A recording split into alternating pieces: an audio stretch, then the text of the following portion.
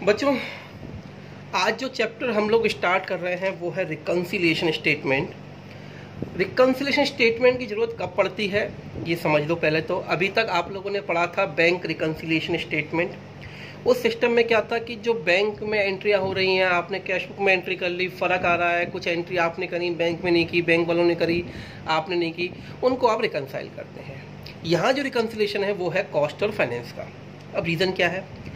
Cost accountant entry करता है on basis of estimation. वो स्टार्टिंग में एंट्री कर लेता है कि जब ये खर्चा होने वाला, ये होने वाला, ये इतना प्रॉफिट आएगा। लेकिन जब एक्चुअल में हो जाता है तो फाइनेंशियल अकाउंटेंट एंट्री करता है। अगर कॉस्ट अकाउंटेंट और फाइनेंशियल अकाउंटेंट एक ही बुक में एडजस्ट करते हैं, उसे हम बोलते हैं इंटीग्रल सिस्टम। जब वो एक ही बुक में एडजस्टमेंट कर लेते हैं, एंट्री कर लेते हैं, तो प्रॉफिट का फर्क आने का चांसेस ही नहीं है, क्योंकि एक ही फिगर आएगी प्रॉफिट की। वो कॉस्ट प्रॉफिट में एडजस्ट कर लेगा, भाई कितना प्लस करना है, कितना माइनस करना है, खर्चा कितना बढ़ा, कितना कम हुआ। लेकिन जब अलग अलग सेट ऑफ बुक्स होते हैं, जिसे हम बोलते हैं नॉन इंटीग्रल सिस्टम, वहाँ रिकन्सिलिएशन की जरूरत पड़ती है। रिकन्सिलिएशन करने के लिए 2-3 बातें आपको दिमाग में रखनी हैं। पहली बात, वी आर कॉस्ट अकाउंटेंट। हम कॉस्ट अकाउंटेंट हैं, हमें फाइनेंशियल अकाउंटेंट के हिसाब से एंट्रियां करनी हैं। दूसरी बात, हमें अपनी बुक्स में एडजस्ट करना है, प्लस माइनस करना है, वो एडजस्ट नहीं करेगा। तो रिकन्सिलिएशन का एक आधारभूत सिद्धांत होता है क्या, कि जो आपने किया, यानी जो हमने किया, हम मतलब हो गए कॉस्ट अकाउंटेंट ने किया और फाइनेंस अकाउंटेंट नहीं किया, उसका उल्टा कर दो। यानी कि जैसे जो खर्चा हमने ज़्यादा दिखाया, उसने नहीं कम दिखाया, तो हम क्या करेंगे, कम अपना खर्चा कम कर लेंगे। दूसरी बात, अगर कुछ काम फाइनेंस अकाउंटेंट ने किया है, हमने नहीं किया, या सामने वाले ने जो काम किया हमने नहीं किया, वो काम हम कर लेते हैं, रिकन्सिलिएशन हो जाएगा। राइट। अब इसकी 3 स्टेप होती हैं जो आपके कोर्स में आ सकती हैं। पहला, preparation of financial P&L account. दूसरा, प्रिपरेशन ऑफ कॉस्टिंग P&L या कॉस्ट शीट। और तीसरा, रिकन्सिलिएशन स्टेटमेंट। देखो बच्चों, अगर किस्मत अच्छी है तो ये दोनों फर्स्ट और सेकंड आपको बना के दिए होंगे क्वेश्चन में, आपको थर्ड बनाना पड़ेगा। खराब है, तीनों बनाने पड़ेंगे। लेकिन मॉडरेट रहता है कि फाइनेंस का वो देता है, कॉस्ट का आपसे बनवाता है, P&L और रिकन्साइल कराता है। एक बात जो नोट कर लीजिए, मैंने ओवरहेड में भी डिस्कस किया था at the time of recovery, फिर बता देता हूँ। एक second.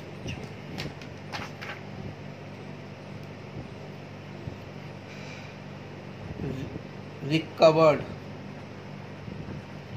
Equal to absorbed equals to charged equals to apportioned equals to estimated. ठीक है, recover, absorb, charge equal to estimation. और एस्टिमेशन कहाँ पे होता है? कॉस्ट में। यानी कि अगर लिखा हुआ है under charge, under recovered, under absorb, यानी कि अंडर एस्टिमेट, कॉस्ट में हमने कम एस्टिमेट किया है। ठीक है, अब एक फॉर्मेट समझते हैं रिकन्सिलिएशन का।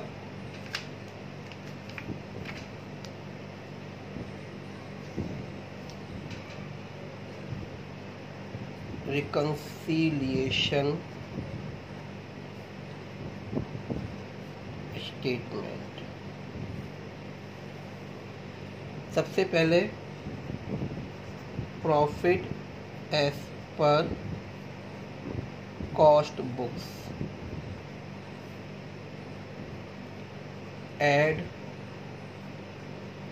Items reducing cost profit. जिन आइटम से कॉस्ट का प्रॉफिट रिड्यूस होता है उन्हें हम ऐड कर लेंगे और लेस करेंगे आइटम इंक्रीजिंग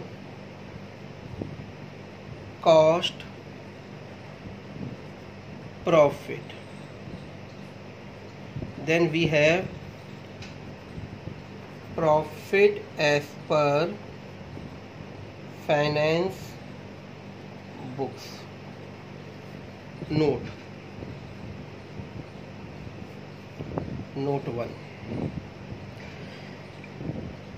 देखो नोट 1 में कुछ चीज़ें अगर हमें, देखिए कॉस्ट में और फाइनेंस में अलग अलग फिगर होगी, लेकिन 5 आइटम ऐसे होते हैं जो अगर फाइनेंस बुक्स में और कॉस्ट बुक्स में अलग अलग नहीं दिए हैं. फॉर एग्जांपल मटेरियल की इंफॉर्मेशन फाइनेंस बुक की तो दी है, कॉस्ट बुक की नहीं दी है, तो हम क्या करेंगे, दोनों को इक्वल मान लेंगे. इक्वल यानी कि जो कॉस्ट की बुक में, फाइनेंस बुक में अमाउंट है वही कॉस्ट बुक में है. ऐसे ही मटेरियल, लेबर, सेल्स, ओपनिंग और closing WIP. Following items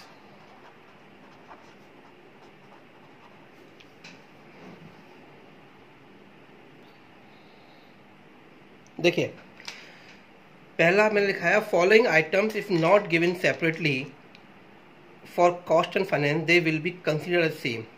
cell, materials, labor, open WIP and closing WIP. Some items of financial nature. कुछ आइटम ऐसे होते हैं जो फाइनेंशियल नेचर के होते हैं जो कॉस्ट में शो नहीं किए जाते, जैसे डिविडेंड पेड और रिसीव्ड, इंटरेस्ट पेड और received, income tax paid and penalty या कोई फाइन एटसेट्रा. ठीक है बेटे. अब इसके बाद एक हाफ पे छोड़ दीजिएगा, नोट्स कुछ और लिखाने होंगे, पर मैं सीधा अभी क्वेश्चन पे आ रहा हूँ.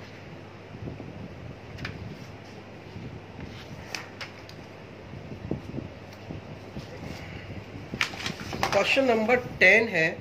फर्स्ट क्वेश्चन आप लोग निकाल लीजिए. पेज नंबर है 59 होगा, एक बार देख लीजिए बच्चों. Reconciliation statement. देखो, given below is the trading and P&L account of a company for the year ended 31st March 1993. Given below the trading and P&L यानी कि ये हो गई फाइनेंशियल बुक का. To materials, to wages, to factory expenses, to administration, to selling, to preliminary expenses, by sale, stock दिया हुआ है finish goods का 2000 यूनिट का, प्रोडक्शन WIP दिया हुआ है 1,20,000, डिविडेंड रिसीव 18,000. बेटे सेल हुआ है 60,000 यूनिट्स एंड स्टॉक बचा है 2,000 यूनिट्स. इसका मतलब हमने प्रोडक्शन किया 62,000 यूनिट्स का. The company manufactures standard units in cost account. Factory expenses have been allocated to production at 20% of prime cost.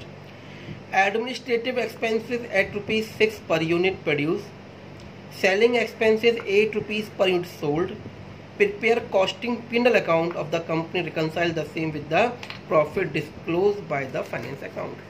पहली चीज यहाँ पर कॉस्ट शीट नहीं बनानी है, कॉस्टिंग P&L बनाना है. लगभग सेम है, बस ज़्यादा फॉर्मेट चेंज है, ध्यान दीजिए. क्वेश्चन नंबर 10, पेज नंबर है मेरा ये है, आप देख लीजिएगा, शायद बुक्स में चेंज ना हो. Costing P&L account.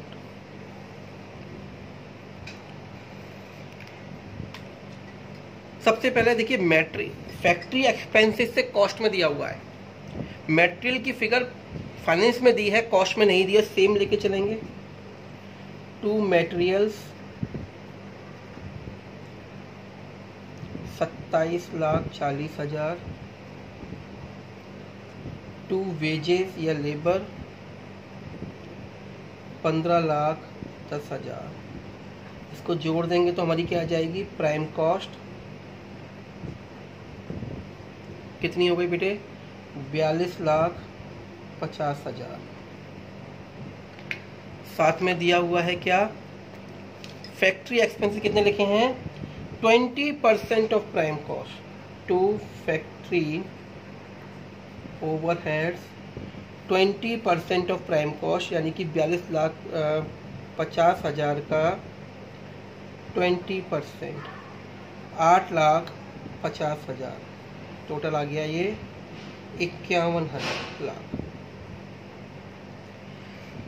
अब देखो ध्यान से बेटे, इसमें WIP नहीं दिया है, फाइनेंस में दिया है, तो क्या करेंगे, सेम ले लेंगे, माइनस क्लोजिंग WIP 1,20,000,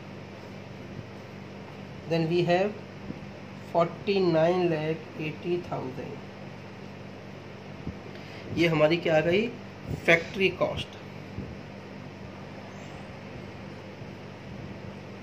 इसमें ऐड करेंगे एडमिनिस्ट्रेशन ओवरहेड्स, कितने दिए थे उसने, लिखा है 6 रुपये पर यूनिट प्रोड्यूस, यानी कि 62,000 यूनिट्स प्रोड्यूस की हमने at the rate of 6, 3,72,000।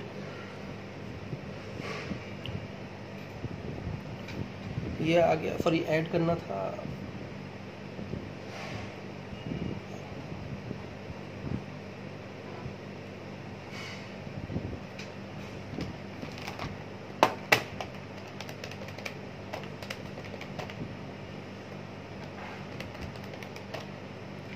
₹53,52,000।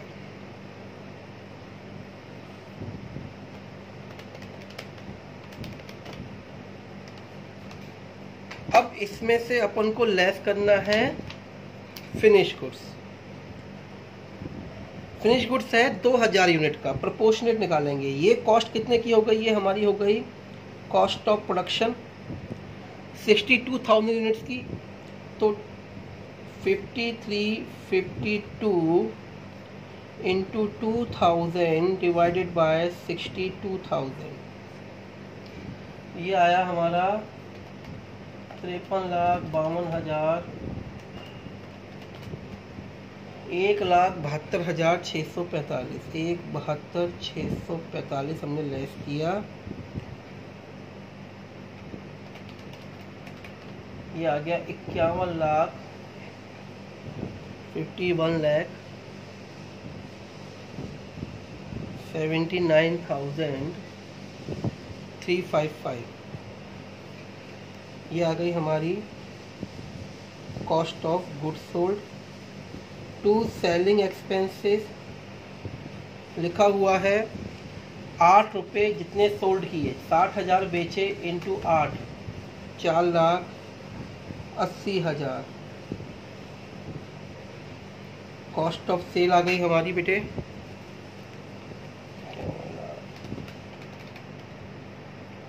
56,59,355। Cell लिखेंगे यहाँ पर बाई सेल्स, क्योंकि ये अकाउंट फॉर्म में बनाना है अपने को। सेल सेम रहेगी, कुछ नहीं दिया है तो 60 lakh, right. Now to profit,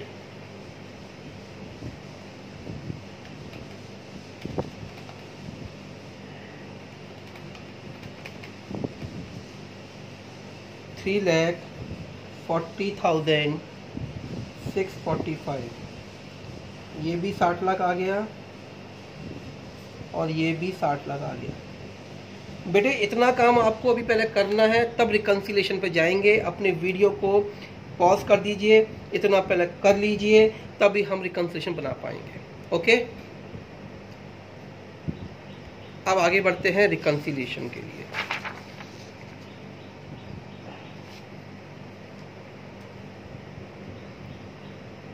page number 44। ठीक है बच्चों, शुरू करते हैं। अब जरा ध्यान से समझना स्टेप्स। रिकन्सिलिएशन स्टेटमेंट,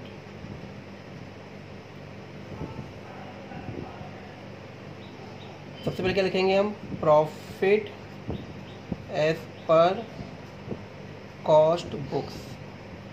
आपने निकाला कितना, 3,40,645, राइट। ऐड करेंगे इसमें क्या, items reducing cost profit, line कर लेते हैं और 4-5 लाइन छोड़ के ले देते हैं अपन, आइटम्स इंक्रीजिंग कॉस्ट प्रॉफिट जो हमें लेस करनी है। ठीक है बच्चों, चलो अब एक एक करके चलते हैं, यानी कि आपको अपनी उंगली रखनी है दोनों पर, फाइनेंस पे भी और कॉस्टिंग पे भी। तो देखो ध्यान से, मटेरियल दोनों में सेम है तो रिकंसिलिएशन में नहीं आएगा, क्योंकि रिकंसिलिएशन तो वही आएगा जिसमें फ़र्क होगा फिगर में। अब वेजेस दोनों में सेम है, कोई फ़र्क नहीं आएगा। एक तरफ लेके चलते हैं और टिक करते चलते हैं। तो मैं क्या कर रहा हूँ, फाइनेंस को टिक करते जा रहा हूँ। फाइनेंस हो गया, वेजेस हो गई, राइट। अब एडमिनिस्ट्रेशन फैक्ट्री एक्सपेंसेस हमने लिए थे 850 और सामने वाले ने लिए 830। सामने वाला मतलब फाइनेंशियल अकाउंटेंट, उसने कितने लिए, 8,30,000। हमने कितने लिए, 8,50,000। हमने क्या किया, 20,000 रुपये खर्चा हमने ज़्यादा दिखाया। हमने कितने लिए, 8,50,000। सामने वाले ने कितने लिए, 8,30,000। हमने क्या किया, 20,000 रुपये प्रॉफिट ज़्यादा दिखाया। प्रॉफिट ज़्यादा दिखाया तो हमें क्या करना है, प्रॉफिट को कम करना है। तो हम कहाँ दिखाएंगे, सेकंड पार्ट में क्या लिखेंगे, फैक्ट्री एक्सपेंसेस ओवरशोन इन कॉस्ट, 20,000 रुपये इनर में लिखेंगे, राइट। तो ये हमारी फैक्ट्री एक्सपेंसेस की वाली एंट्री एडजस्ट कर ली हमने। इसके बाद एडमिनिस्ट्रेशन, अब हम अपने यहाँ भी टिक करते जाएंगे हल्का सा पेंसिल से, दिखे नहीं, हल्का सा, कि मालूम रहे कौन कौन से आइटम हमारे एडजस्ट हो गए। नेक्स्ट आइटम है एडमिनिस्ट्रेशन। इन्होंने दिखाया है 3,82,400, हमने दिखाया 3,72,000। इन्होंने दिखाया 3,82,400, हमने दिखाया है 3,72,000। हमने कितना दिखाया है, 3,72,000। यानी कि हमने 10,400 कम दिखाया। एक मिनट, वो एंट्री गलत हो गई बेटे शायद।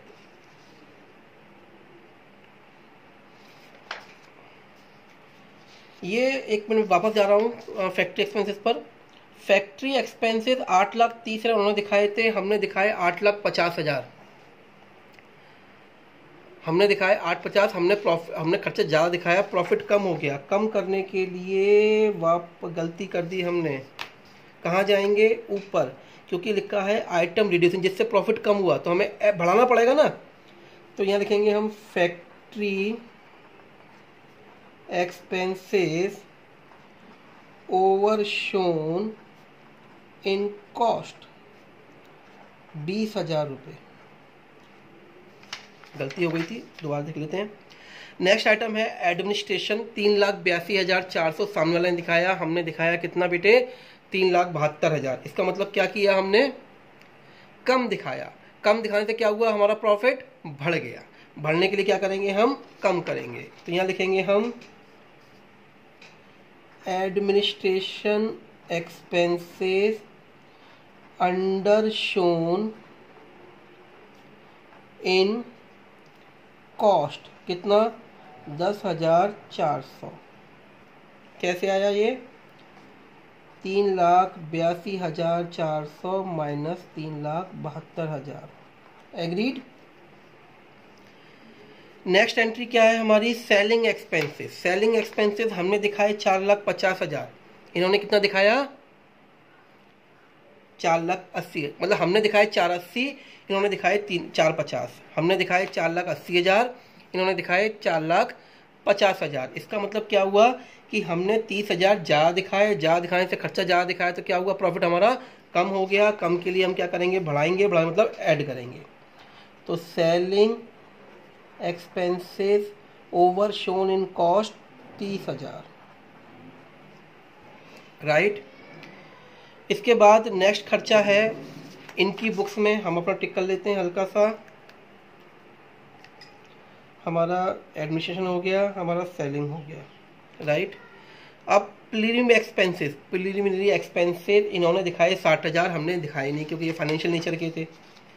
तो हमारा प्रॉफिट, जब खर्चा उन्होंने दिखाया, खर्चा हमने नहीं दिखाया, तो हमारा प्रॉफिट क्या हो गया, बढ़ गया। बढ़ने के लिए हम क्या करेंगे, लेस करेंगे, क्योंकि हमारा प्रॉफिट बढ़ गया, कम करना पड़ेगा। Preliminary expenses not shown in cost, how much, 60,000। Next entry हमारी ये हो गया, सेल सेम है दोनों में। अब फिनिश गुड्स स्टॉक इन्होंने दिखाया 1,60,000, हमने दिखाया 1,72,645, क्योंकि ये क्रेडिट साइड की एंट्री है। हमने ये अमाउंट ज़्यादा दिखाया, ज़्यादा दिखाने से क्या हुआ, हमारा प्रॉफिट बढ़ गया। इन्होंने दिखाया 1,60,000, हमने दिखाया 1,72,000, इससे हमारा प्रॉफिट क्या हो गया, बढ़ गया। ये क्रेडिट साइड की एंट्री तो हमें क्या करना है, कम करना है। कम के लिए लेस करेंगे। Finish goods stock over shown in cost 1,72,645 minus 1,60,000, ये आ गया बेटे 12,645। नेक्स्ट है, ये एंट्री हो गई हमारी। अब हम फिनिश गुड्स की इधर भी कर लेते हैं, टिक हो गया हमारा। WIP स्टॉक सेम दिखाया है तो कोई एंट्री नहीं होगी, सेम है दोनों में, 1,20 1,20। एक रह गया dividend received. Dividend received income है, इन्होंने दिखा दिया, हमने नहीं दिखाया। हमने नहीं दिखाया तो प्रॉफिट हमारा कम हो गया। कम के लिए क्या करेंगे, हम ऐड करेंगे। ऐड कर देते हैं अपन, dividend received not shown in cost, कितना बेटा, 18,000। अब टोटल कर लेते हैं,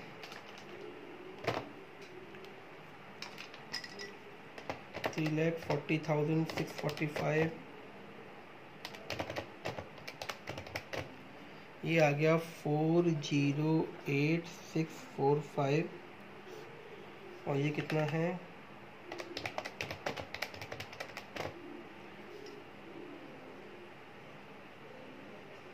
83,045 जो लेस करना है।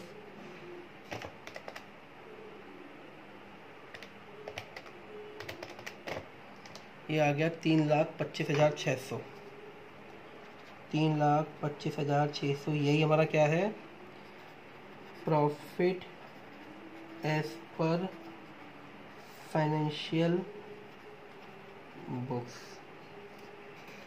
एक बार दोबारा समझ लेते हैं बच्चों इस क्वेश्चन को। सबसे पहले हमने क्या किया बेटे, सबसे पहले हमने कॉस्ट का स्टेटमेंट बनाया हमने, जिसमें मटेरियल वेजेस की एंट्री सेपरेट नहीं दी थी, तो हमने वही एंट्री ली। उसके बाद हमने क्या किया, फैक्ट्री ओवरहेड्स, उसमें लिखा हुआ था 20% ऑफ प्राइम कॉस्ट। WIP अगर सेपरेटली नहीं दिया है बुक्स में तो कॉस्ट बुक्स में, तो हम वही लेंगे जो फाइनेंस में दिया हुआ है। एडमिनिस्ट्रेशन ओवरहेड्स लिखा था 8 रुपीज़ पर यूनिट प्रोड्यूस की हमने 60,000 प्लस 2,000 62,000।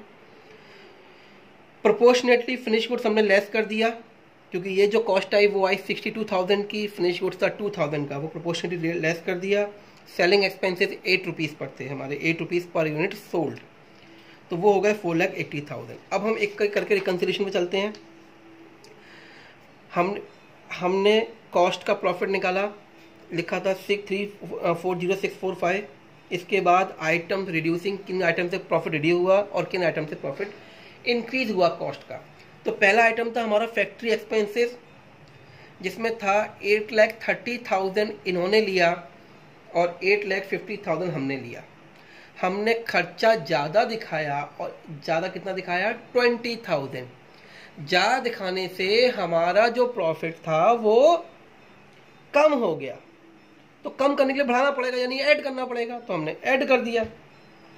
दूसरा था एडमिनिस्ट्रेशन एक्सपेंसेस, हमने दिखाए 3,72,000, इन्होंने दिखाए 3,82,400।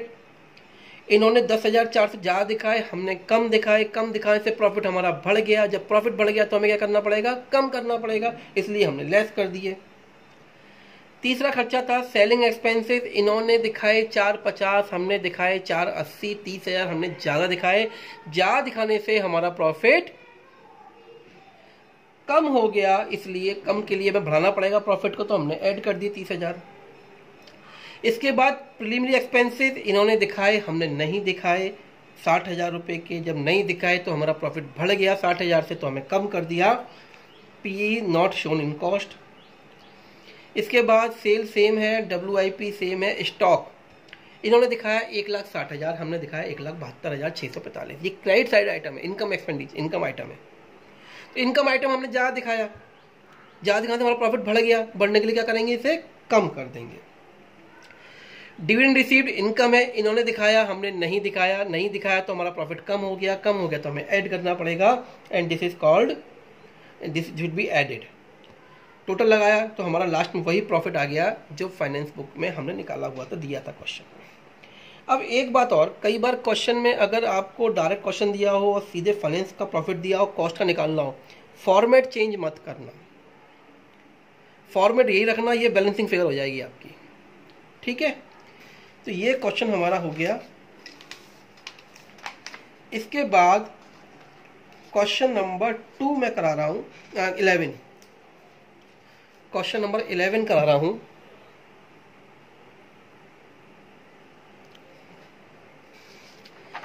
क्वेश्चन देख रहे हैं बच्चों, एक क्वेश्चन और कर लेंगे तो और क्लियरिटी हो जाएगी।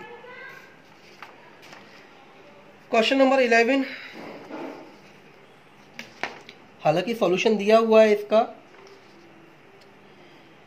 11 में लिखा है, the financial books of a company reveal the following data for the year ended 31 March 2002। Opening stock दिया है 875 यूनिट्स का, WIP दिया हुआ है 32,000 amount, raw material consume 7,80,000, direct material labour दिया हुआ है 4,50,000, फैक्ट्री ओवरहेड दिया हुआ है 3 लाख। गुडविल ये फाइनेंस का आइटम है, मैं ऐड कर दे रहा हूँ आपकी लिस्ट में। प्राइमरी एक्सपेंसेस और गुडविल, ये गुडविल राइट ऑफ होगा बेटा, ये गलत लिखा हुआ है, goodwill right of. Administration expenses, dividend paid, bad डेब्ट, ये अगेन फाइनेंस का आइटम है, bad debts. Selling distribution, inter received, rent received, rent again finance में जाएगा क्योंकि हमारा तो खर्चों में आ गया, एडमिनिस्ट्रेशन में आ जाता है ये। Sales 14,50,000, closing WIP 375। देखो भैया 875 ओपनिंग थे, सेल हुए 14,500, क्लोजिंग स्टॉक बचा 375, माइनस किया 875, तो 14,000 यूनिट्स हमारी क्या आ गई, 14,000 यूनिट्स हमारी आ गई प्रोड्यूस की। अब इसमें आपकी बुरी किस्मत वाला क्वेश्चन है ये, फाइनेंस प्रॉफिट भी निकालना है और प्रॉफिट एज पर कॉस्ट भी निकालना है। सॉल्यूशन निकाल के दिया हुआ है, आप लोग करेंगे इसे एक बार, फिर मैं प्रॉब्लम डिस्कस करूंगा। अभी क्वेश्चन जो होमवर्क में करना है आपको 10 और 11 करना है। कोशिश कीजिए शाम तक ये हो जाए ताकि मैं एक क्लास और दे के थोड़े से क्वेश्चन और दे सकूं। राइट बच्चों, इतना आज आपको करना है।